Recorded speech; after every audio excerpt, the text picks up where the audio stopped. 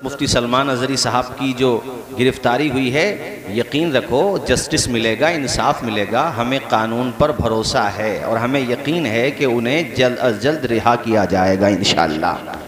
चूँकि उन्होंने जो शेर पढ़ा है जिसको लेकर के सारा वावेला हुआ है, वो उन्होंने जिस संदर्भ में पढ़ा है, जाहिर सी बात है जजीज़ हजरात वो देखेंगे। उन्होंने उनको कहा ही नहीं है जिन्होंने अपने ऊपर समझ लिया है। और बड़ी अच्छी बात यह है कि जो सेकुलर माइंड हमारे हिंदू भाई हैं वो भी ये बात उठा रहे हैं कि मुफ्ती साहब के शेर का ये मतलब नहीं है, और हमें उम्मीद है कि इंशाअल्लाह उनको रिहाई मिलेगी। ज़ोर से बोलिए। और एक बात मैं यहाँ पर ये भी कहना चाहता हूँ आप लोगों से कि आप लोग अपने बच्चों को लॉयर भी बनाओ, एडवोकेट बनाओ। ये मैं बार बार कहता हूँ कि अपने बच्चों के हाथों में कलम दो, उन्हें पढ़ाओ। लॉयर, डॉक्टर माशाल्लाह बहुत बन रहे हैं, बहुत अच्छी बात है, मगर लॉयर भी बनाओ, एडवोकेट भी बनाओ। अब एडवोकेट होगा तभी तो वो कहेगा ना कि 1991 में ये एक्ट बन चुका है जिसका नाम है प्लेस ऑफ वर्शिप एक्ट, जिसका मतलब ये है कि अब किसी के भी इबादत खाने के साथ छेड़छाड़ नहीं की जाएगी। वो मस्जिद हो या किसी का दूसरे धर्म का इबादत खाना हो, जो जिस हालत में है उसी हालत में बाकी रखा जाएगा। अभी बागपत में कब्रिस्तान पे अभी रिसेंटली ये मैटर हुआ, तो ये आपके पास लॉयर होंगे, एडवोकेट होंगे, तभी तो लीगल वे में बात करेंगे। और दूसरी बात मैं ये कहता हूँ कि जब हम पे मजालिम हो रहे हैं, हम मजलूम हैं, तो हमारा लबो लहजा भी मारूजाना होना चाहिए, जारहाना नहीं होना चाहिए, ताकि लोगों तक हमारा दर्द पहुँच सके और वो हमारी बात को समझ सके। अब अपने बच्चों को पढ़ाओ। बात समझ आ रही है? नहीं बोलो ज़ोर से। एक बात मैं यूट्यूबर हजरात से भी कहता हूँ, जलसों की जो रिकॉर्डिंग तकरीरों की होती है उसको लाइव नहीं चलाना चाहिए। कई दफ़ा तकरीर में सबक़त लिसानी में कुछ जुमले निकल जाते हैं ऐसे कि आप अगर लाइव चलाओगे तो न जाने दुनिया में कहाँ कहाँ लोग देख रहे हैं, तो उसको अगर लाइव नहीं होगा बाद में आप उसको अपलोड करोगे तो एडिटिंग हो सकती है, लेकिन वो लाइव चल रहा तो क्या एडिटिंग कर लोगे? और क्या पता कौन तुम्हारे प्रोग्राम को सुन रहा है। बात समझ आ रही है कि नहीं आप लोगों के? तो वो एडिट होना चाहिए, बल्कि जिसकी तकरीर है, जिसने कलाम पढ़ा, उससे मशवरा होना चाहिए कि आप इसको सुन लीजिए, इसमें कोई बात अगर आप निकलवाना चाहते हो, एडिट कराना चाहते हो तो करा लो। हम गोदी मीडिया पे तो हम तबसरा करते हैं कि टीआरपी बढ़ाने के लिए, अपने व्यूवर्स बढ़ाने के लिए ये लोग उल्टे सीधे थंबनेल लगाते हैं। अब यही हरकत हमारे यूट्यूबर भी करें तो अफसोस की बात नहीं है। ऐसे ऐसे थंबनेल लगाएं जिससे माहौल ख़राब हो, तो ये गलत है कि नहीं? अब सामने वाले दूसरे समुदाय के लोग हैं, वो तो यही समझेंगे कि जिसकी तकरीर है उसी का चैनल होगा। अब कितने मेरी तकरीरों पे अजीब अजीब थंबनेल होते हैं, जबकि मेरा आज तक कोई चैनल ही नहीं है। हमारा तो खाली वो फेसबुक का अकाउंट है और ट्विटर का अकाउंट है, हमने आज तक चैनल ही नहीं अपना यूट्यूब का बनाया। तो ये मेरी सब तक, जहाँ तक भी मेरी आवाज़ जाए कि अपनी ज़रा सी आमदनी और वीवर और टीआरपी बढ़ाने के लिए उस रास्ते पे मत चलो जिस रास्ते का विरोध हम खुद करते हैं। सामने वाला क्या कहेगा कि जिस काम के लिए तुम हम पे इल्ज़ाम लगाते हो वो काम तुम खुद करने लगे, और खुद भी इतना सलीका हो कि हम सुन लें उसको कोई बात ऐसी है जिससे कोई बात बनेगी तो खुद एडिट कर दो, उतना हिस्सा निकाल दो, उसमें क्या जाता है। बात समझ आ रही है कि नहीं? बोलो।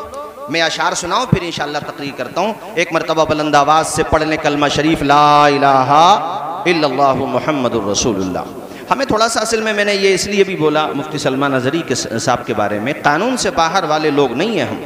वहाँ मुंबई में भी जब वो उन्होंने पब्लिक से संवाद किया है तो वहाँ पर भी उन्होंने पीस बनाने की रिक्वेस्ट की है, मगर हमें मीडिया के कुछ चैनल से शिकायत है कि वो इस तरह की लैंग्वेज बोलते हैं जो जहरीले, भड़काओ, मौलाना तौक़ी रज़ा साहब कुछ कह दें तो उनके लिए भी, अरे भाई किसी की बात सुन लो, असल में उनको भी टीआरपी बढ़ाना है, मसला ये है, वरना समझते वो भी है कि ये बात गलत नहीं है, बस अपनी आमदनी करने के लिए।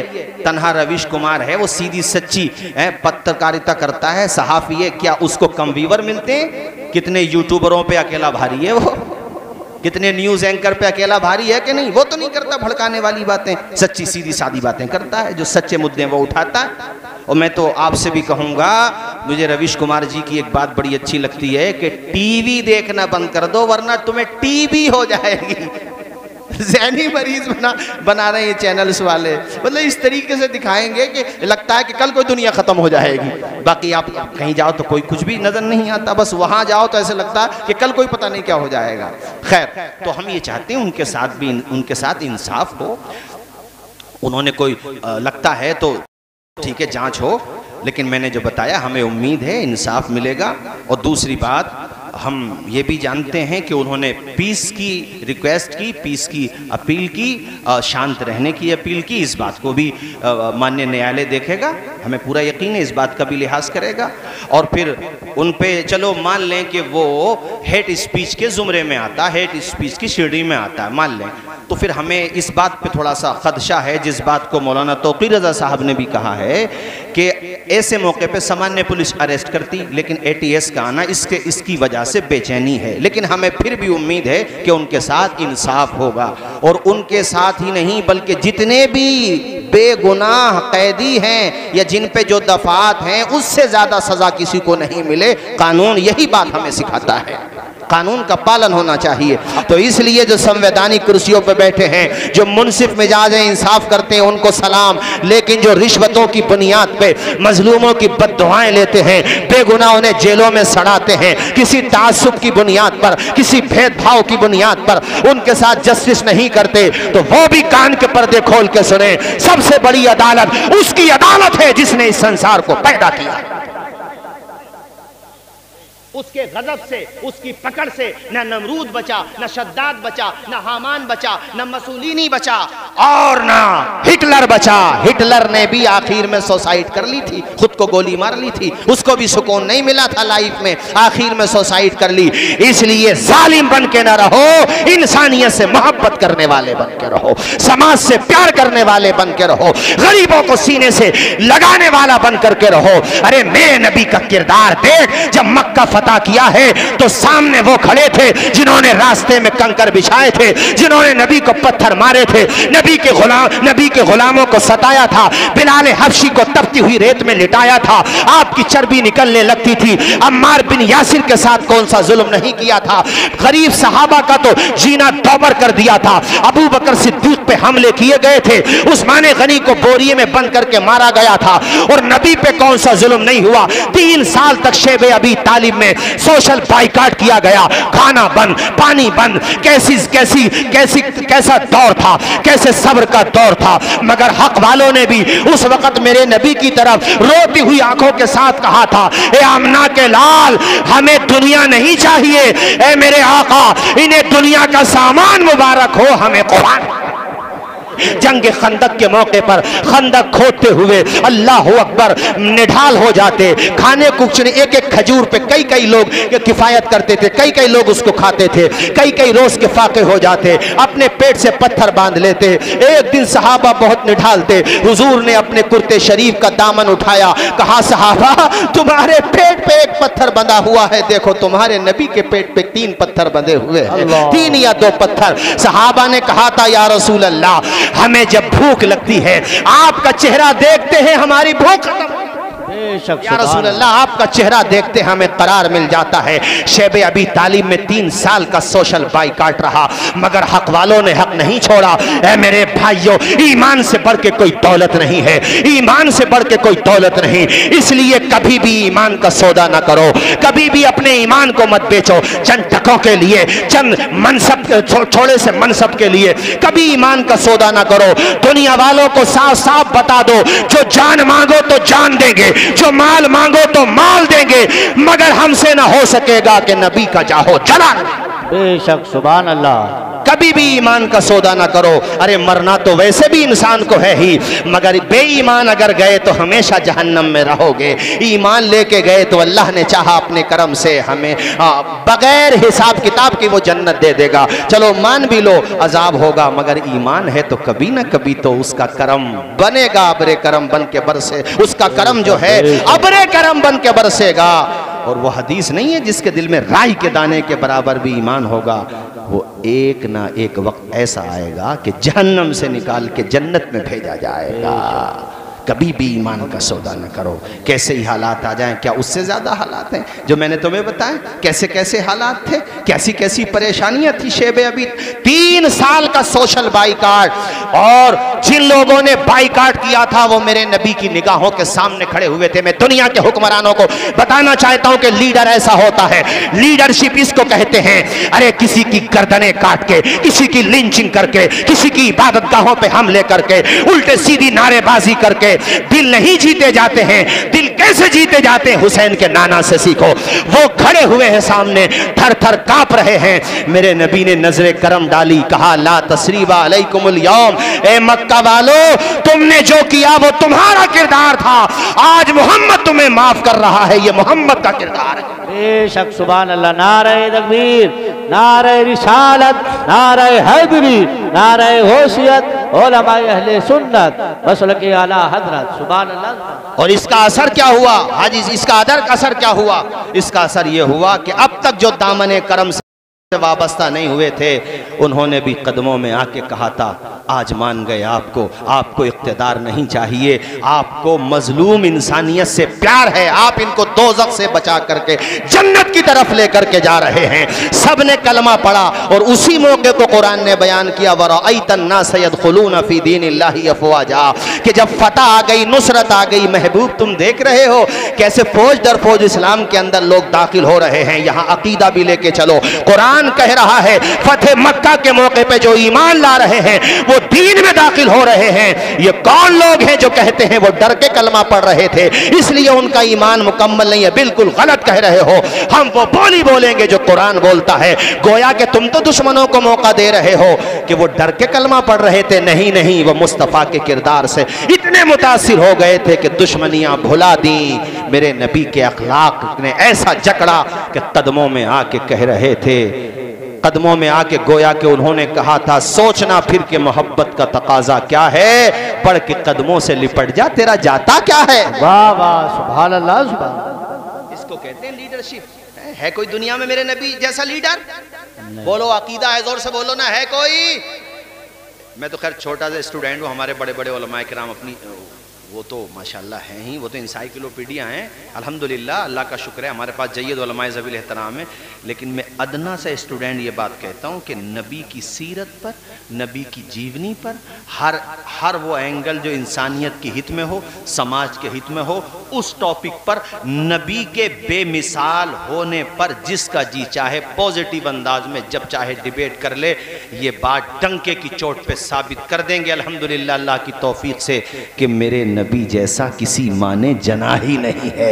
न उनके जैसा किरदार किसी का, न उनके जैसी रफ्तार किसी की, न उनके जैसा हुस्न किसी का, न उनके जैसा अखलाक किसी का, न उनके जैसी गरीब परवरी किसी की, न उनके जैसा यतीमों से मोहब्बत किसी को। मेरे नबी से ज्यादा कोई माफ करने वाला नहीं, मेरे नबी से ज्यादा कोई खर्च करने वाला नहीं, मेरे नबी से ज्यादा कोई सब्र करने वाला नहीं। इसीलिए मेरे इमाम इश्क व मोहब्बत ने कहा था, अब अशार सुनिए उसके बाद फिर मैं आगे तकरीर करता हूँ।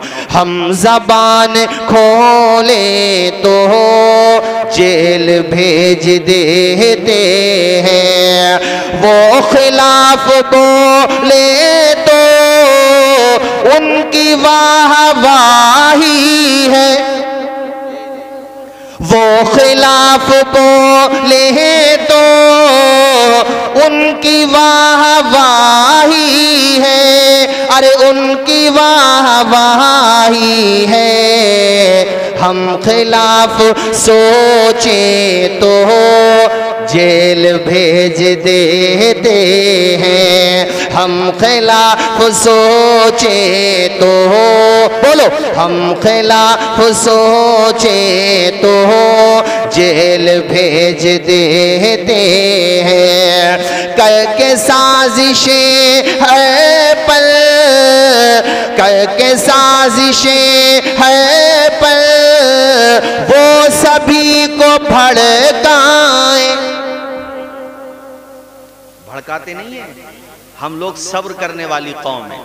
हमारे हज़रत मौलाना तौक़ीर रज़ा साहब हों या दीगर लीडर्स हजरात हों, या अपने शहर संबल के शाही इमाम हज़रत मौलाना सुलेमान अशरफ साहब हों, या हमारे मुफ्ती आज़म संबल हों, हमारे दीगर हमारे कायदे उलमाए अहले सुन्नत संबल हों, या दीगर उलमा हों, मिल्लत इस्लामिया के जितने भी हमारे कायदीन हैं वो सब सब्र की तलकीन करते हैं, सब्र की तलकीन करते हैं, वरना बताओ भड़काने में कोई कसर छोड़ी जा रही है। सब्र की तलकीन करते हैं, इन्नल्लाह मअस्साबिरीन, बेशक अल्लाह सब्र करने वालों के साथ है। और हम ये भी जानते हैं कि सब्र का फल मीठा होता है। सब्र का फल बोलो हाँ, जैसे हमारे कायदीन हमें गाइडलाइन देंगे उसी पे हम अमल करेंगे।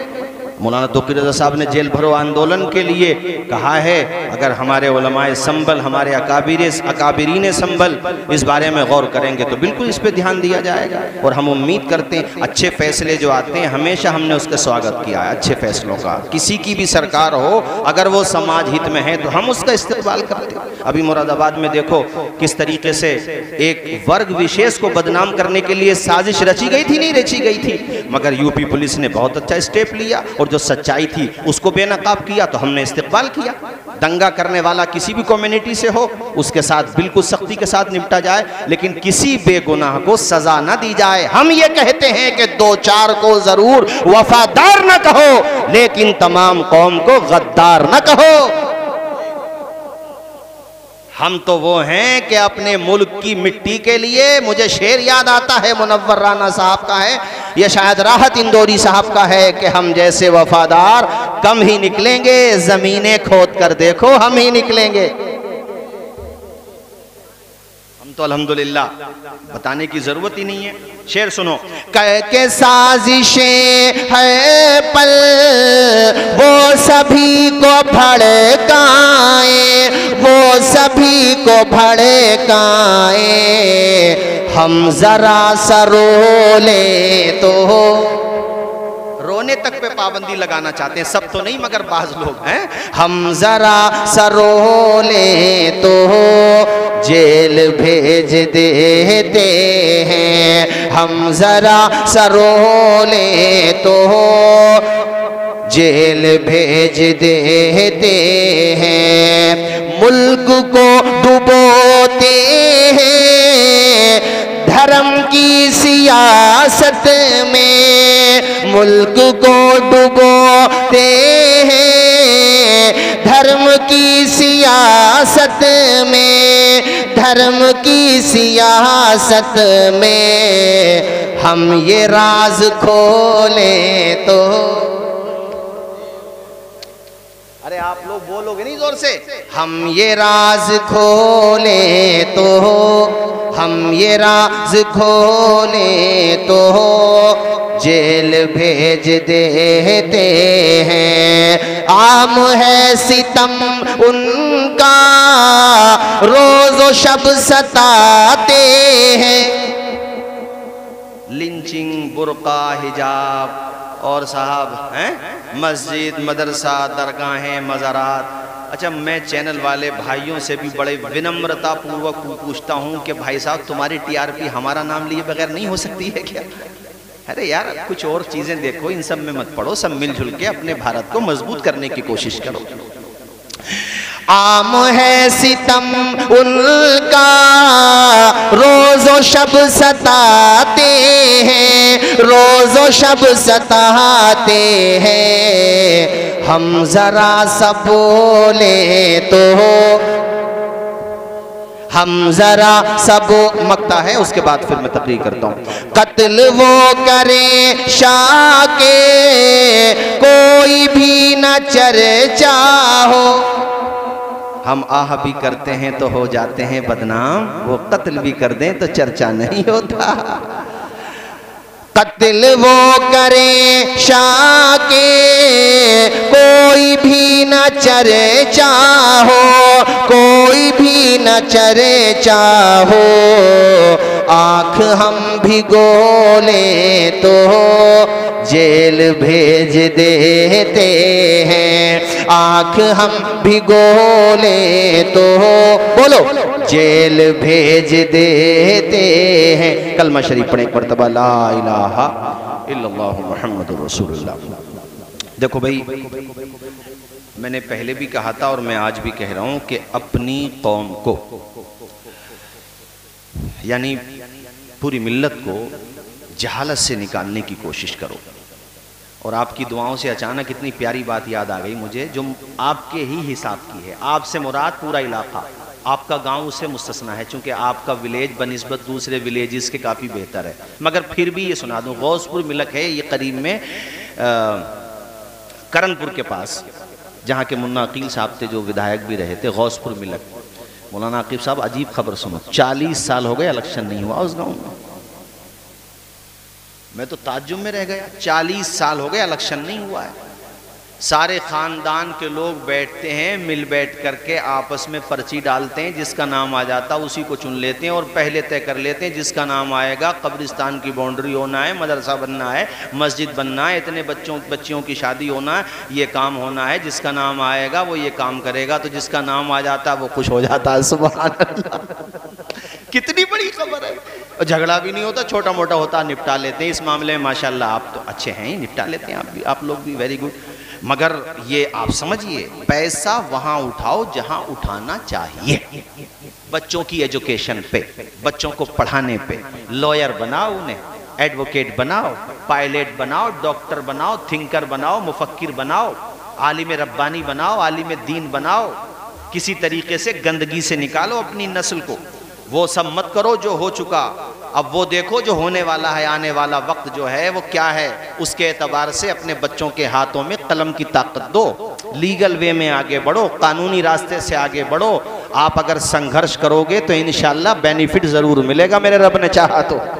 मगर हम सब लोग ये सोचते हैं कि हमारी लड़ाई कोई और लड़े, फुला का फुला से अलायंस हो जाए, फुला का फुलान से। अरे भैया, अपनी लड़ाई खुद लड़ना पड़ती है खुदा के बंदो, और संघर्ष का रिजल्ट आता ज़रूर है। ये जो बल्ब आप देख रहे हैं ना, बल्ब, ये जो रोशनी आज पूरे वर्ल्ड में हो रही है इस लाइटिंग की, हैं, एडिसन, थॉमस एडिसन नाम है इसका जिसने बल्ब इजाद किया था। इसकी बड़ी अजीब कहानी है। ये बचपन में बहुत सवालात करता था, ज़हीन था बच्चा। ये इसने एक दफ़ा ये दरख्त के पास बैठा था, किसी दरख्त के नीचे, इसने देखा कि चिड़ियों ने कीड़े मकोड़े खाए, फिर वो उड़ने लगी। तो इसके दिमाग में ये आया कि ये जो उड़ रही है इसका रीज़न ये कीड़े मकोड़े हैं। तो इसने कीड़े मकोड़ों को पीसा, उसका सफ़ूफ बना लिया, अपने दोस्त को खिला दिए। उसकी तबीयत ख़राब हो गई, वो तो हो ही जाती। इसको लगा नहीं ये गलत है। इसने और भी इस तरह की बहुत सारी हरकतें करता था। एक बात बताऊं, ठोकरें खा के ही तो इंसान सीखता है। आज इंसान, स्पीकर जो होते हैं, इंग्लिश स्पीकर हों, अरबी के स्पीकर हों, वो अब बोलते रहेंगे तो एक दिन सही बोलने लगेंगे, और वो शर्माते रहेंगे, उनका बाप भी नहीं बोल पाएगा। भाई गलती तो इंसान करता ही है। गिरते हैं शहसवार ही मैदाने जंग में, वो तिफल क्या गिरे जो घुटनों के बल चले। अबे जो घुटनों के बल चल रहा वो गिरेगा क्या? अरे बोलो यार ऊंचा। पहलवान कभी कभी शिकस्त भी खा जाता मैदान में। पहलवान था तभी तो मैदान में था, वरना वो बाहर होता। शिकस्त खाते क्यों? थॉमस एडिसन, हिस्ट्री पढ़ लेना यहां से जाने के बाद गूगल पे। ये बल्ब बनाने वाला 999 दफा फ्लॉप हुआ है। उसने संघर्ष करा, उसने मेहनत की। ये जवानों को सोच दे रहा हूं, अपने युवाओं को। हमारे बुजुर्ग तो माशाल्लाह सरपरस्ती करने के लिए हैं, अपने जवानों को सोच दे रहा हूं कितनी मेहनत की उस। अच्छा, तो जाहिर है मैंने बताया कैसी कैसी हरकतें करता था बचपन में, और भी उसकी बहुत सी हरकतें, मगर मुझे मेन बात पे आना है। उसके कॉलेज से, उसके स्कूल से, जिसके प्राइमरी स्कूल में वो पढ़ता था, उसके टीचर्स ने उसको एक पर्ची दी, लिफाफे में वो रख करके दे दी कि जाओ अपनी माँ को दे देना। माँओं का तालीम याफ्ता होना इसीलिए तो ज़रूरी होता है कि माँ अगर ठान ले तो बेटा वक्त का मुफक्किर बन ही जाता है। माँ का मजबूत होना, माँ का अपने बच्चों के अच्छे भविष्य का सपना देखना, ये बहुत जरूरी है। हाँ, हर इंसान की कामयाबी के पीछे एक औरत होती है। ये जरूरी नहीं है वो बीवी हो, जरूरी ये है कि वो माँ हो। हाँ, बीवी भी होती है बेशक, बीवी भी इंसान का एतमाद होती है। बड़ा अजीम रिश्ता है ये, शौहर बीवी के लिए, बीवी शौहर के लिए। इस पे मेरी तकरीरें ऑलरेडी हैं, आप देखते रहते होंगे। माँ को उसने जाकर के वो लिफाफा दे दिया, मौलाना आकिब साहब किबला। माँ ने लिफाफा खोला और जब उसमें जो ख़त था, पर्ची थी, लेटर था, उसका मजमून पढ़ा तो माँ ने अपने बेटे को गले से लगा लिया और कहा, माई सन यू आर जीनियस। ए बेटे, इसमें लिखा हुआ है कि तेरा बेटा जीनियस है। ए लेडी औरत, ए मदर, अपने बेटे को आइंदा स्कूल मत भेजना, इसके पास इतनी सलाहियत है, इसके पास इतना टैलेंट है, इसके पास इतना जहन है कि इसको पढ़ाने के लिए हमारे पास कोई टीचर है ही नहीं। ये अजीब अजीब बेहतरीन तकनीकी और साइंस से रिलेटेड सवालात करता है, इसको हम नहीं पढ़ा सकते, ये गजब का ज़हीन है। ये बात जब कही ना तो उसका कॉन्फिडेंस, उसके कॉन्फिडेंस का लेवल हाई हो गया, कॉन्फिडेंस बढ़ गया। अच्छा माँ, इसलिए मुझे वहां से कहा गया कि तुम आइंदा मत आना। कहा बेटे, इसीलिए कहा गया। और माँ ने अपने बेटे को पढ़ाने की ठान ली और पढ़ाया, रात दिन पढ़ाया, और उसने भी मेहनत करके दिखाई। उसका रिजल्ट ये हुआ कि 1000वीं मरतबा यानी 999 दफ़ा फ्लॉप हुआ। और जिससे वो रिसर्च कराता था उसको जब 1000वीं दफ़ा उसने ये बल्ब दिया था, उसने कहा था सर कितनी दफ़ा कराओगे? 999 दफ़ा आप फ्लॉप हो चुके हो। कहा यार एक दफ़ा ट्राई करके और देख। और इस मरतबा ट्राई किया तो समझ लो गुलशन में, यानी ये समझ लो कि चमन में बहार आ गई और वो अपने संघर्ष में कामयाब हो गया। कैसा महसूस कर रहा होगा जब उसे कामयाबी मिली होगी? हाय जी बताओ, किस कदर खुश हो रहा होगा जब उसे कामयाबी मिली होगी। और दुनिया जो उस वक्त तक इस सुविधा से, इस उपलब्धि से और इस बेहतरीन रोशनी के निजाम से महरूम थी, उस लड़के की मेहनत ने, उस साइंटिस्ट की कद्दो काविश ने दुनिया को ये उजाला देने का काम किया कि नहीं किया? ऊंचा बोलो। इसके अलावा और भी उसने इजादात की। नोबेल प्राइज मिला था उस जमाने में। अपने दौर के साइंटिस्ट हजरात में सरे फहरिस्त था, सब में नंबर 1 आता था। बहुत लंबी फहरिस्त से जो जो चीज़ें उसने बनाई, मगर मैंने फिलहाल चूंकि आपके सामने यही है इसी का जिक्र कर दिया। अभी कहानी ख़त्म नहीं हुई है, कहानी अब शुरू हुई है। एक दिन अपने मकान में वैसे ही किताबें तलाश कर रहा था या किसी और सामान को तलाश कर रहा था, थॉमस एडिसन की नजर अचानक उसी लिफाफे पर पड़ती है जिस लिफाफे को उसके टीचर्स ने दिया था कि माँ को दे देना। वो लिफाफा जैसे ही वो उठाता है, वो लिफाफे को खोलता है, उसके अंदर वो लेटर आज भी मौजूद था जो लेटर माँ को दिया गया था। इसने जब वो लेटर पढ़ा, आंखों से आंसू टपकने लगे, दिल का पैमाना आंखों से छलकने लगा। माँ की याद इतनी आई कि बैठा बिठाया था ढारस बन गई, रोने लगा अपनी माँ की कुर्बानी को याद करके, अपनी माँ की थॉट को याद करके, अपनी माँ की ऊंची सोच को याद करके, और रोते हुए कहता है माँ, तेरे एक नजरिए ने, तेरे एक डायलॉग ने, तेरी एक तब्दीली ने, तेरी एक सोच ने मुझ जैसे नाकारा को दुनिया का अजीम साइंसदान बना दिया। इसलिए कि लेटर में वो लिखा हुआ नहीं था जो माँ ने कहा था, बल्कि लेटर में ये लिखा हुआ था कि ऐ इस बच्चे की माँ, आइंदा अपने बेटे को स्कूल में मत भेजना। ये क्लास में आकर के अजीब अजीब हरकतें करता है, उल्टे सीधे सवालात करता है। ये हमारे क्लास में नहीं, हमारे स्कूल में सबसे ज्यादा कुन जहन है, सबसे ज्यादा गबी है, सबसे ज्यादा जहन का कमजोर है। आइंदा मत भेजना। अगर आइंदा तुमने भेजा तो फिर जिल्लत के साथ तुम्हारे बेटे को निकाला जाएगा। बड़ी मेहरबानी होगी, अपने बेटे को मत भेजना। ये मजून पढ़ता जा रहा है और माँ के संघर्ष को सलाम करता जा रहा है। वो माँ थी, उसने वो नहीं बताया जो मजमून में लिखा हुआ था, बल्कि अपने बेटे को वो बताया जो ख्वाब माँ ने अपने बेटे के लिए देख। बेशक, सुभान अल्लाह। नारे तकबीर, नारे रिसालत, नारे हैदरी, नारे गौसियत, उलमाए अहले सुन्नत, मसलके आला हजरत। सुभान अल्लाह, सुभान अल्लाह। बहुत बचपने ही से अपने बच्चों को अच्छे आइडियाज दो ना, अच्छी थिंकिंग दो। अगर वो गालियां बकते हैं कंट्रोल करो, उनको समझाओ। अगर वो बुरी संगत में बैठते हैं, मसलन वो नशे वालों के करीब जा रहे हैं, बिलवास्ता या बिला वास्ता किसी ऐसे रूट पे वो जा रहे हैं जिससे लगता है उनका कैरियर तबाह हो जाएगा, उनकी कलाई पकड़ो। अभी अल्लामा शहरयार साहब आए थे संभल में, बड़ा अच्छा जुमला कहा, चूंकि उनका जुमला है तो मैंने नाम भी लिया उनका। उन्होंने कहा बेटे से ये तो पूछता है कितने कमाए तूने, नहीं कमाए तो नाराज भी हो जाता है, कभी ये नहीं पूछता है कि बेटे हफ्ते में नमाजें कितनी छोड़ी हैं तूने। अल्लाह, बेटा तू नमाज क्यों नहीं पढ़ता? जब तू ही नमाज नहीं पढ़ेगा तो मेरी पोती पोता कैसे नमाज पढ़ेंगे? कभी बिठा के समझा, बेटे 15,000 की जगह 10,000 दे, ये गवारा है, लेकिन घर में बेनवाजी का चेहरा देखना गवारा नहीं है। बेशक, वाह वाह, क्या पैगाम, वाह, बहुत अच्छा। एक साहब के घर में बरकत नहीं होती थी, बड़े परेशान थे, शिकायत की उन्होंने, तो क्या कहा गया था, अपने घर के दरवाजे पे पर्दा टांगो। पर्दा टांगा तो सही हो गया मामला। बाद में पूछा, हजरत पर्दे में क्या राज है? जब तक मैंने वो घर के दरवाजे पे नहीं टांगा था कोई आड़ नहीं थी, बरकत नहीं थी, अब बरकत होने लगी। कहा वो बेनमाजी गुजरते थे, इधर देखते थे, उनकी नहूसत से तेरे घर की बरकत खत्म हो गई। बताओ, जब उन बेनमाजी की नजर से घर की बरकत जा रही है तो जिस घर में बेनमाजी ही हो वहां बरकत कैसे आएगी? जी जी, बहुत अच्छा, अकबर, अल्लाह। सिर्फ नमाज की तरफ आ जाए ना, सिर्फ का मतलब वो नहीं है कि मैं इसमें हसर कर रहा हूँ कि और काम ना करो। मेरा मतलब कहने का ये है कि नमाज पढ़ के एक दफ़ा देखो तो सही जी, आबाद करो तो सही है। फ़लस्तीन की बच्चों की आहों ने भी तुम्हारी पेशानी खुदा की बारगाहों में नहीं झुकाई। अल्लाह। ए जवानों, तुमने मोबाइल पे गंदी वीडियोस, अपनी जवानी बर्बादी करने का सामान देखने के अलावा क्या काम किया? पॉजिटिव काम उस पर करते, अच्छी बात थी। हमारे कितने जवान हैं, मैंने उस दिन भी जिक्र किया था, मैं आया था, नाजिम भाई मरहूम, अल्लाह उनको जन्नत नसीब करे, आमीन। मैं उनके इसाले सवाब की पर मैंने कहा था, उस दिन भी कहा था कि मैंने अपने इलाके के बच्चों को डांस करते हुए देखा शादी के मौके पर, अपने इलाके के। और एक लड़के को तो मैंने ये देखा कि उसने अपनी डांस का वीडियो हाफिज साहब उस पर अपलोड किया फेसबुक पे। उसको मतलब ये पता नहीं है कि मैं गैर मुस्लिम भाइयों का शिकवा नहीं करूँगा, बहुत सीधी सीधी बात है।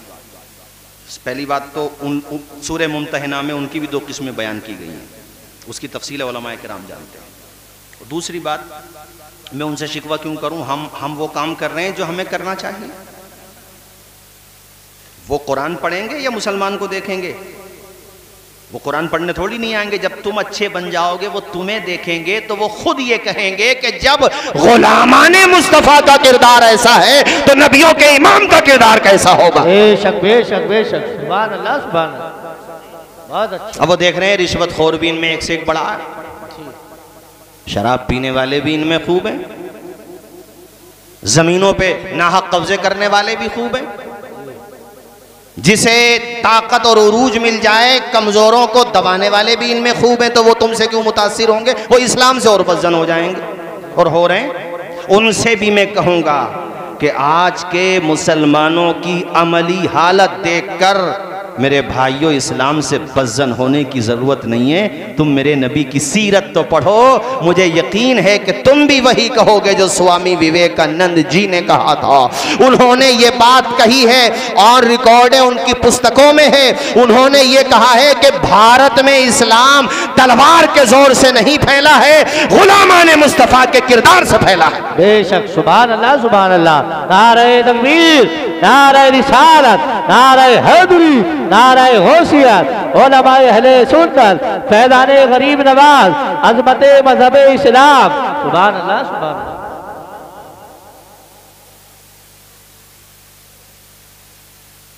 हमारे यहाँ जो खराबी आ रही है इसको कंट्रोल करो। बाज़ लोग तो उलमाए किराम के पीछे पड़ गए, हाथ धो के नहीं, नहा धो के। कभी तन्हाई में देखो, कभी तन्हाई में एक बात सोचना यहाँ से जाने के बाद कि यार मौलाना जो कह रहे थे, ये जो मदरसा है अपना, इसमें कभी किसी वक्त आना, तुम ईशा के बाद आना, फजर के बाद आना, ज़ोहर के बाद आना, कोई ना कोई बच्चा तुम्हें कुरान पढ़ता हुआ मिल जाएगा। अब फिर तुम घर जाके सोचना, यार ये रोज़ाना पढ़ते हैं और हमें तो कुरान देखे हुए कितने महीने गुजर गए, तो हमसे तो अच्छे ही हैं। हमने फजर की नमाज पता नहीं कब से नहीं पढ़ी है और यहाँ फजर की अजान होती है, इनका उस्ताद भी उठ जाता है, बच्चे भी उठ जाते हैं। हम तो नाश्ता करते हैं 8-10 बजे और ये नौ निहाल आने उम्मत, जिन बच्चों को तुम अपने घरों में खाना खिलाते हो ना, इनके कदम की बरकत मेरे नबी ने बताई है। नबी ने धारस बनाई है, इनका दिल संभाला है कि मेरे दीन की तालीम हासिल करने वालों, दिल थोड़ा न करना। तुम घर से जब निकलते हो तो आसमान से फरिश्ते चल पड़ते हैं, तुम्हारी राहों में अपने परों को बिछा देते हैं। तुम इन्हें मोहब्बत से जो खाना खिलाते हो इंशाल्लाह ये ज़ाय नहीं जाएगा। अब तुम सोचो कि हमें तो सुबह में फजर की नमाज पढ़े हुए कितना जमाना गुजर, मैं जमाने की बात कर रहा हूं बास की, लेकिन ये रोजाना आजान होते ही उठ जाते इनका उस्ताद भी। अब उन्हें हम क्या दे रहे हैं 12,000 15,000, और उसके ऊपर भी जरा सी कोई मिस्टेक हो गई, यार इंसान ही तो है, फरिश्ता तो नहीं है भाई साहब वो हैं, तो उसके पीछे पड़ गए। ये नहीं सोचा कि ये रहेंगे तो मदरसे आबाद रहेंगे। ये बच्चे जरा जरा से क्या पढ़ रहे हैं, कुरान पढ़ रहे हैं, ऊंचा बोलो क्या पढ़ रहे हैं भाइयों, और कुरान की तिलावत हो रही है, तो क्या बरकत सिर्फ मदरसे पे बरस रही है, पूरी बस्ती में अल्लाह ताला उसकी बरकतें अता फरमा रहा है। जो उनसे मोहब्बत कर रहे हैं अल्लाह उन मोहब्बत करने वालों को अता फरमा रहा है।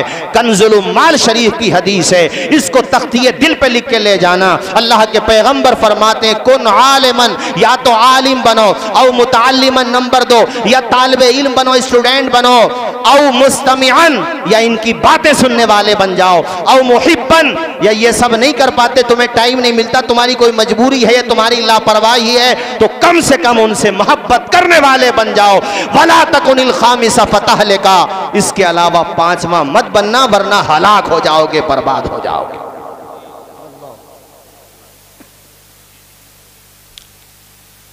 बात समझ आ रही है भाइयों, ऊंचा बोलो, जोर से बोलो जरा। आज भी हो जो बराहीम सा ईमा पैदा, आग कर सकती है अंदाजे गुलिस्तां पैदा। आज तो ये बस मेरी तकरीर का निचोड़ यही है कि भाई अब हम एजुकेशन की तरफ आएंगे। मेरा जो पीर खाना है महाराजा शरीफ और मरकज़ अहले सुन्नत बरेली शरीफ और किचोचा शरीफ, बदायूं शरीफ, तमाम ही खानकाहों का ये पैगाम है कि एक मर्तबा को फाका कर लो। महाराजा से तो हर साल ऐलान होता है कि आधी रोटी खा लो मगर बच्चों को पढ़ा लो, जाहिल मत रखो बच्चों को, उन्हें पढ़ा लो। मेहनत, लगन, संघर्ष। देखो हमारे मौलाना आकिब साहब जो आपके इमाम साहब है माशाल्लाह आलिम भी हैं, और आलिम के अलावा माशाल्लाह बीए भी किया, और अल्लाह का लाख लाख शुक्र है नीट का एग्जाम भी निकाल लिया।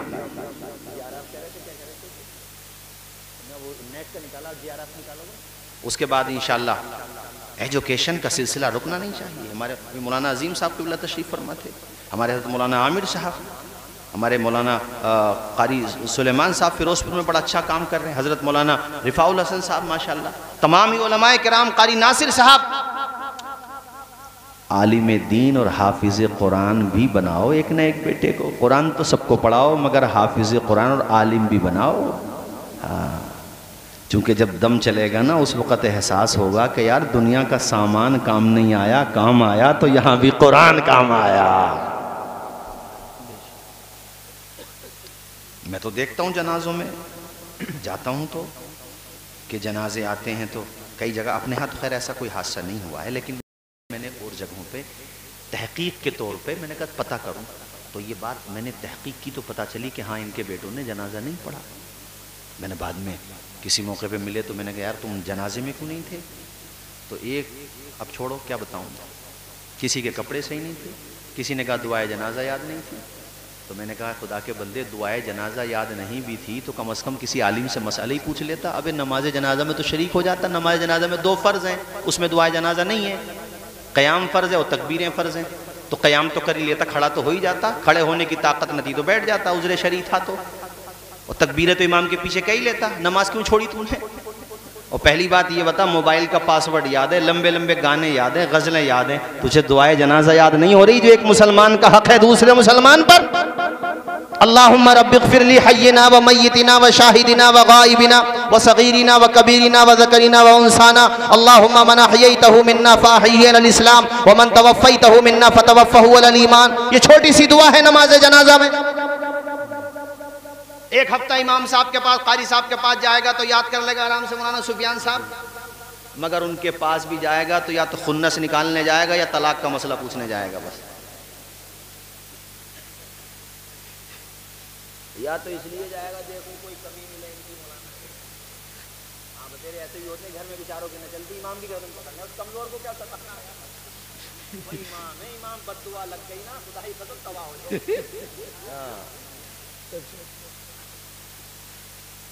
और मैं कईयों का अंजाम देख चुका हूँ, इमामों के गुस्ताख का अंजाम अच्छा नहीं होता। तुमको ये बात, हाँ बात समझ आ रही है भाइयों? याद कर लो जा करके। हाँ कोई उनके अंदर ऐसी बात है तो अलग में जाके, जैसे अगर छोटे हैं तो बेटा समझ के, हम उम्र हैं तो भाई समझ के कह दो भाई, मोहब्बत से प्यार से। इंसान है बेशक, मैं तो खुद कह रहा हूँ गलती हो सकती है, इंसान है। इसलिए मैंने कहा कि कुरान नाजरा ही पढ़ाओ अगर से, मगर कुरान जरूर पढ़ाओ। अरे कारी नासिर साहब जब दम चलता है, अल्लामा ज़फ़रुद्दीन बिहारी अलैहि रहमत जो आलत के खलीफा, उनकी किताब में लेकर के आऊँ, उसे हाफिज़ मिल्लत से इस्लाम में नज़रिए मौत, ऐसी किताबें जो झंझोड़ के रख देती है, और उसे हवाला जात के साथ किसी तालिब इल्म ने उसकी तहक़ीक़ की है, तखरीज की है, तहक़ीक़ दोनों। तो उसमें ये रिवायत है कि मरने वाले को अगर वो गुनहगार है और अल्लाह के गज़ब का शिकार है माज़ल्लाहि रब्बिल आलमीन, तो अज़ाब के फरिश्ते नज़र आते हैं, अज़ाब के फरिश्ते। और अगर वो नेक है, अल्लाह उससे राज़ी है, तो रहमत के फरिश्ते नज़र आते हैं। सुभान अल्लाह। और वो जब फरिश्तों को देखता है तो मचल जाता है, और वो सोचता है ए फरिश्तों, जब तुम्हारे चेहरों की नूरानियत का ये आलम है तो आमना के लाल के चेहरे की नूरानियत का आलम क्या होगा। अरे जल्दी से मेरी रूह कब्ज करो, इसलिए कि मौत का बहाना होगा, कब्र में जाना होगा, हुजूर का आना होगा, उनका दीदार हो जाएगा, मेरा बेड़ा। हमारे आला हजरत ने भी कमाल कर दिया है? कहते हैं ना समझ मरते हैं, कहते हैं कि ताहश कब्र में लहराएंगे, ताहश्र चश्मे नूर के जलवा फरमा होगी जब तलात रसूलुल्लाह की। सुभान अल्लाह, सुभान अल्लाह। हाफिज जमील साहब माशाल्लाह, हालांकि सामने बैठे मतलब मुँह देखी तारीफ हो जाएगी। हमारे जो मस्जिद है माशाल्लाह, कितनी सी तनख्वाह है। एक दिन में हंसने लगा, यार तनख्वाह बहुत कम है। कहने लगे अरे नहीं आ गए तो, अरे हमें पता नहीं चला, तो खुद से आगे होंगे, इनसे तो बहुत राजी हैं हमारे वहाँ के लोग। तनख्वाह क्या, ये तो खिदमत खल्क के एतबार से जा रहे थे माशाल्लाह। अल्लाह ताला उम्र में बरकत अता फरमाए। आमीन। मुझे इनसे मोहब्बत इसलिए भी है कि मेरे वालिद मरहूम इनसे बड़ी मोहब्बत रखते थे। कुरान शरीफ सुनाते थे, हमारे वालिद साहब सुना करते थे चंदायन में, है ना। तो मैं ये बात कह रहा हूं कि इतना जरूर पढ़ा लो अपने बच्चों को कि वो पाकी नापाकी के मसाइल सीख लें। कितने लड़के हैं, बुरा मत मानियो, मैं किसी को ऐसा नहीं है, मुझे क्या पता भाई कौन ऐसा है, लेकिन हैं ऐसे जिन्हें गुस्ल के फराइज नहीं पता, वुजू के फराइज नहीं पता। अब किसी को गुस्ल का फर्ज ही पता ना हो, गुस्ल होगा उसका। अपने आधार कार्ड पे जो सिस्टम के तहत जो गवर्नमेंट के एतबार से नंबरिंग होती है, वो नंबरिंग ना हो और तुम्हारा फिंगरप्रिंट ना हो, बाकी हो ऐसे ही, तो डुप्लीकेट ही माना जाएगा वो। तो ऐसे तुम पानी में कितनी डुबकियां लगा लो, डुबकियां लगाते लगाते ई जहानी से आ जहानी हो जाओ। रूल तो रूल है भाई, रूल तो फॉलो करना पड़ेगा। ऊंचा बोलो, रूल तो फॉलो। तो गुस्ल के फराइज भी सीखो, नमाज के फराइज सीखो। ये तभी तो सीखोगे जब इमामों से, उलमा से मोहब्बत रखोगे, उनके करीब आओगे, उनसे सीखोगे कि भाई मौलाना साहब हमें ज़रा दुआए जनाजा याद करा दीजिए। मरते वक्त भाइयों, आए हाय, उस दिन मैंने पूरी तकरीर की थी इसी मौजू पे, नाजिम भाई मरहूम के यहाँ पे, आपने यकीनन सुनी होगी, मैंने इसी मौजू पे की थी। अब तो सिर्फ इतना मैं बताऊं कि देखो तुम्हारा बेटा अगरचे वो नाजरा ख्वाह है मगर पाबंदी से कुरान पढ़ता है। मैं जानता हूं ऐसे भाइयों को, ऐसे बुजुर्गों को कि मौसम बरसात का हो, बादल बरस रहा हो या गरज रहा हो, मौसम चिलचिलाती हुई धूप का हो, अगरचे कितनी ही सर्दी हो, मगर उनकी नमाजें कज़ा नहीं होती हैं, उनकी जमात कज़ा नहीं होती है। उन्हें मस्जिद में जाना है तो जाना है, उन्हें बाद नमाज फज्र कुरान पढ़ना है तो पढ़ना है। ऐसे लोगों का क्या कहना। अल्लामा ज़फ़रुद्दीन बिहारी अलैहि रहमा ने लिखा है उस किताब के अंदर, जिसका मैंने हवाला दिया, कि ये वो लोग होते हैं कि जब इनका इंतकाल हो जाता है तो मस्जिद में जहां जहां इन्होंने सजदा किया होता है वो जगह इनके लिए रहमत की दुआएं करती हैं, मग़फ़िरत की दुआएं करती हैं। वो जगह इनके लिए अपने तौर पे रोती हैं, या अल्लाह वो बंदा कहाँ गया जो हमारे सीने पे आके तेरी किबरियाई बयान किया करता था, सुभान रब्बी अला कहा करता था, या अल्लाह वो क़याम करता था, रुकू करता था। मालिक अपने करम से उसकी मग़फ़िरत फरमा दे। मस्जिदों की मीखे होते हैं कुछ लोग, मस्जिदों की पहचान होते हैं कुछ लोग। वो कैसे? कोई घर पे तुम्हारे मिलने आया, कहाँ है तुम्हारे अब्बा? अभी तो घर थे। अरे वहां देख लो, वहां बैठे होंगे ना, वहां पर भी नहीं है। अरे तो फिर मस्जिद में होंगे। जरा जोर से बोलो ना यार। तारुफ, इंट्रोडक्शन, परिभाषा उनकी मस्जिद बन जाती है। अरे घर पे नहीं है ना, वो बड़ी मस्जिद के आगे भी नहीं है, नहीं। अरे तो फिर मस्जिद में ही होंगे। तो फिर बड़ी मस्जिद में होंगे या इस मस्जिद में होंगे? देखो मस्जिद में ही होंगे। ऐसे लोगों के बारे में ना बुखारी शरीफ में इमाम बुखारी हदीस शरीफ लेकर के आए। वो लंबी हदीस है, मैं किसी और मौके पर सुनाऊंगा। उसमें हुजूर ने फरमाया है कि क़यामत के दिन अल्लाह के अर्श के साए के अलावा कोई साया नहीं होगा, बस अल्लाह की रहमत का साया होगा। उस साए में अल्लाह 7 तरह के लोगों को जगह देगा, 7 तरह के लोगों को। वो 7 तरह के लोग फिर किसी और मौके पर। उसमें से एक बंदा रजुलुन क़ल्बुहु मुअल्लक़ुन बिल मस्जिद, उनमें से एक बंदा वो होगा जिसका दिल मस्जिद में ही रहता था। घर पे आ गया, बार बार घड़ी देख रहा है, यार आज़ान नहीं हुई अभी। माइक उतर गए थे, अरे आज़ान का टाइम तो हो गया भैया, चलो अब बाद में देखेंगे, बात पहले हैं। सुन्नतें भी पढ़ रहा है, वो मुअक्कदा भी पढ़ रहा है, गैर मुअक्कदा भी पढ़ रहा है। अल्हम्दुलिल्लाह जमात से नमाज पढ़ रहा है। ज़ुहर की पढ़ के आया, अब असर का इंतजार कर रहा है। असर की पढ़ के आया, मगरिब का इंतजार कर रहा है। मगरिब पढ़ी, ईशा का इंतजार है। और ईशा की पढ़ के जब सोया है, आंख खुली है तो पहले घड़ी देख रहा है। इसलिए नहीं कि दुनिया कमाना है, घड़ी इसलिए देख रहा है कि नमाज फज्र में जाकर फिर खुदा की बारगाह में सर झुका।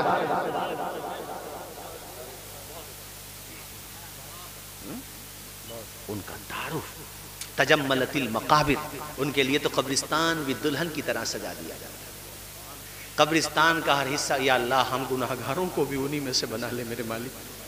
ये हम जानते हैं कि हम गुनाहों में डूबे हुए हैं मालिक। हमें एहसास है अपनी गलतियों का। हम जानते हैं कि हमारे नाम अमाल में सिवाय गुनाहों के कुछ नहीं है। नेकियां भी हैं तो पता नहीं वो कबूल है कि नहीं, रियाकारी है, किसी की कहीं तकब्बुर नेकियां करने में आ गया। हज़रत आता वो दरियाँ सिलते थे, दरी समझते हो ना भाई, वो कपड़े का काम करते थे। तो वो दरी लेकर के पहुँचे बिजनेसमैन के पास, तो उसने उनके सामने कमियां निकाल दी कि अरे तुम्हारे इस कपड़े में ये कमी है, ये धागा ऐसे लगना चाहिए था, ये धागा। तो रोना शुरू कर दिया। उसे बड़ा ख्याल आया दुकानदार को, बिजनेसमैन को। हाँ हज़रत, मेरा मकसद आपको दिल दुखाना नहीं था, मैं ले लूँगा आपका सामान।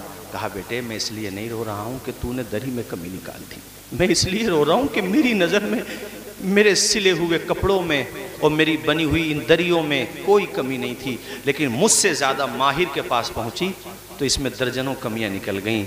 मैं आज अपने कपड़ों की वजह से नहीं रो रहा हूँ, अपनी इबादत की वजह से रो रहा हूँ कि मेरी नज़र में मेरी इबादत में कोई कमी नहीं, लेकिन जब अहकमुल हाकिमीन की बारगाह में ये इबादत पहुँचती होगी पता नहीं कितनी कमियाँ होती होंगी इसमें। इसलिए कभी सजदों पे घमंड भी न करो, न इल्म पर, न माल पर, न दौलत पर, कभी घमंड न करो। अल्लाह ताला हम सबको घमंड से महफूज रखे, तकब्बुर से महफूज रखे। मैं आपके यहाँ 40वें के प्रोग्राम में, मिलाद में, अपने हर इलाके में हर जगह जाता हूँ, मुझसे बाज़ लोग, बहुत सारे लोग कह देते हैं, मैं सोचता हूँ चाहे वो ऐसी बातें न करो, ऐसी बातें न करो। अल्लाह ताला हमेशा तकब्बुर से बचाए। ये क्या बात हुई कि हम अगर 10,000 के मजमे में तकरीर करते हैं तो 10 लोगों के सामने तकरीर करते हो हमारी नाक कट जाएगी? नहीं नहीं, ऐसा न सोचो। घमंड से अल्लाह ताला महफूज रखे, बचाए हम सबको। वो 10 लोग भी अगर खुलूस के साथ तकरीर सुने तो वो 10,000 से बेहतर है मेरे भाई। रोने लगे हज़रत आता इस बात को सोच के। तो हमारे पास क्या नेकियां हैं मालिक, तू अपने फजल से या अल्लाह अपने महबूब के सदक़े में हमारे गुनाहों को माफ़ कर दे। आमीन। वैसे हम नहीं हैं इस लायक जो हुजूर को चेहरा दिखा सकें। पता नहीं भाई कहाँ का था वो, एक मंजर मैंने देखा, वो एक पत्रकार पूछ रहा है, एक बूढ़े से पूछा पहले तो उसने, एक पर्दा नशीन औरत से पूछा, अचानक तुम्हें हुजूर का दीदार हो जाए। उसने सवाल किया, सवाल था उसका भाई कि हुजूर का दीदार तुम्हें हो जाए तो तुम कैसा महसूस करोगे? तो एक बूढ़े शख्स से जवाब नहीं दिया गया, वो रोने लगा, कहने लगा हुजूर का दीदार हो जाए, हम इस लायक कहाँ हैं जो हुजूर को मुंह दिखा सके? हमारे जिस्म, हमारे दिल, हमारे दिमाग गुनाहों की आलूदगियों से भरे हुए हैं, मगर फिर बरेली से एक उम्मीद की आवाज़ आती है। मेरे आला हज़रत के छोटे साहबजादे वली कामिल वली इब्ने वली की आवाज़ आती है कि मेरे आमाल का बदला तो जहन्नम ही था, मैं तो जाता मेरे सरकार ने जाने। नारे तकबीर, नारे रिसालत, नारे हैदरी, उलमाए अहले सुन्नत, खतीब हिंदुस्तान अल्लामा मुफ्ती जलीस साहब की बिला भोजपुरी, खतीब हिंदुस्तान अल्लामा मुफ्ती जलीस अहमद भोजपुरी, नारे तकबीर, नारे रिसालत। बैठ जाइए आप लोग, बैठ जाइए, सारे लोग बैठ जाइए, बैठ जाइए, बैठ जाइए, आप लोग बैठ जाइए। अहले स्टेज खड़े होकर इस्तकबाल करेंगे, आप लोग ऐसे ही बैठें और इसी तरह से हजरत का पुरसुकून अंदाज में खिताब समझ।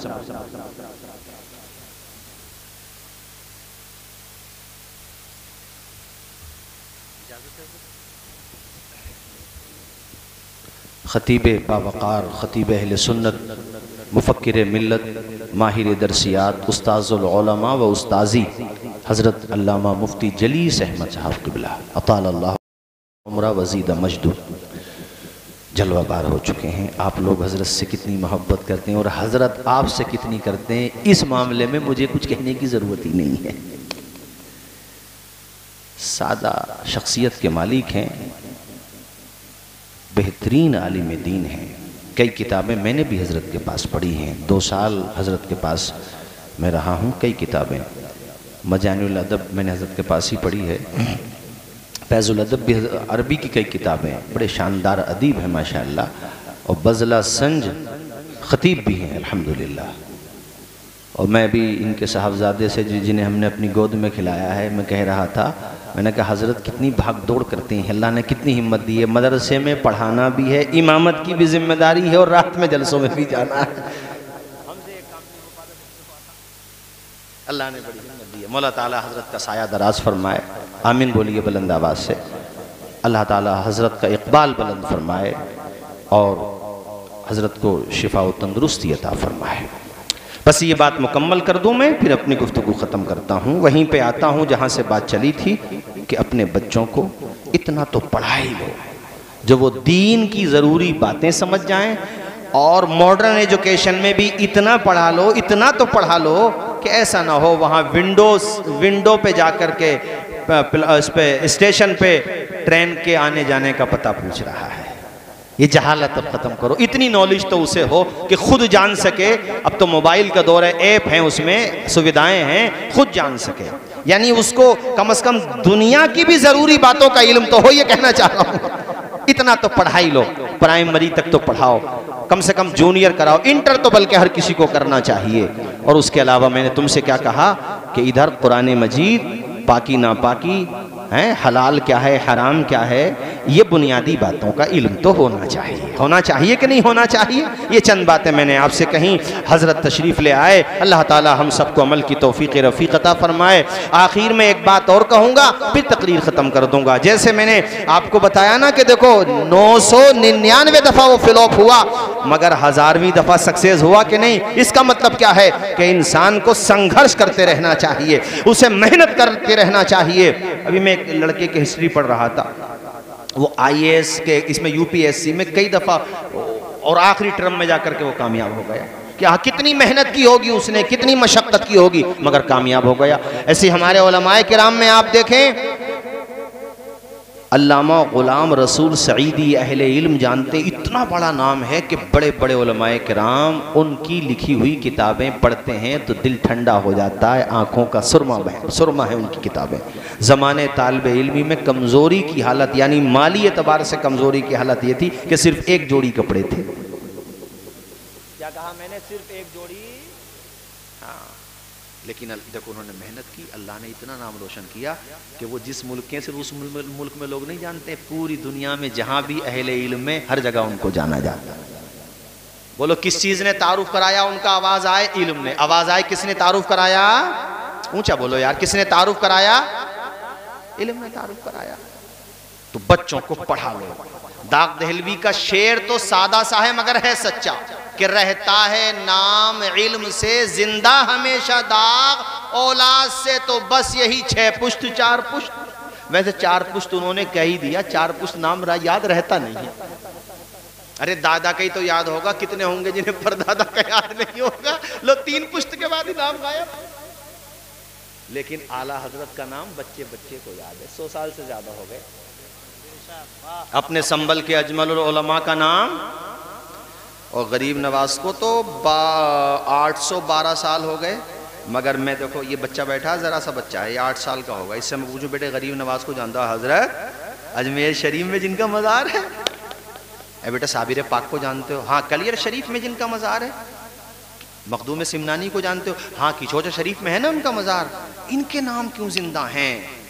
तो हमारे हजरत मौलाना रिफाउल हसन साहब ने मुस्कुरा के कहा, और नकीब जलसा मोहतरम सुफियान साहब बोले, दामने मुस्तफ़ा से जो लिपटा यगाना हो गया, जिसके हुजूर हो गए उसका ज़माना हो गया। इसलिए बच्चों को पढ़ाओ। ये मैंने तुम्हें पैगाम दिया है कि आधी रोटी खाएंगे बच्चों को। हाँ, मैं इसलिए दर्द दिल के साथ बयान कर रहा हूँ कि इन सब लोगों में से एक बंदा भी अगर ये मन बना के चला गया, यार एडवोकेट बनाएंगे, और साइड से ये भी पढ़ाते रहो जो बताया तुम्हें मैंने, कुरान मजीद की तफसीर, उलमा से भी राब्ते रखो ताकि वो एडवोकेट बने ना।